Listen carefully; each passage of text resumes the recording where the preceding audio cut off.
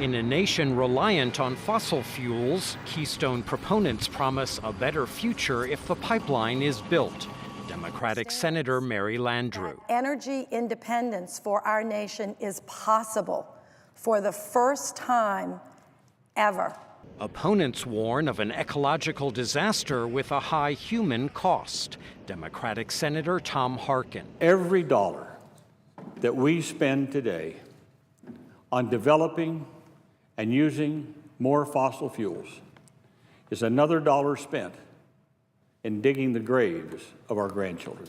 At issue, expansion of North American pipelines to send an extra 830,000 barrels of Canadian oil daily to U.S. Gulf states. Environmentalists say the oil is not needed and will boost global greenhouse gases. Public Citizen Energy Program Director Tyson Slocum. You've got other countries like the United States and others that have stepped up oil production.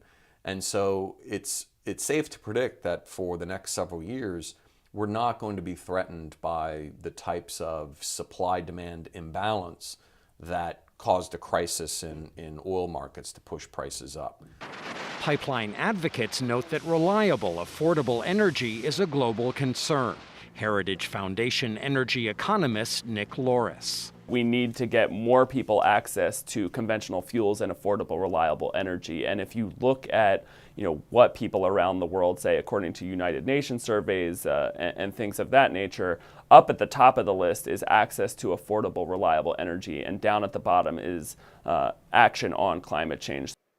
On this vote, the yeas are 252, the nays are 161. The Republican-led House of Representatives approved the pipeline last week. Senate backers fell one vote shy of the 3/5 majority required for passage, but congressional approval is likely next year when Republicans will control both houses. The pipeline has strong support from Republican Mitch MoConnell, who will be Senate Majority Leader in January and has already promised an early vote. Keystone XL is just common sense. It's a shovel-ready jobs project that would help thousands of Americans find work. It would increase our supply of North American energy, and it would do all that with minimal net climate impact. That's why the American people support it.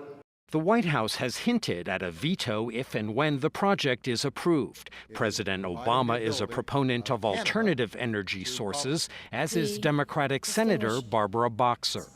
Let me tell you how you get energy independence.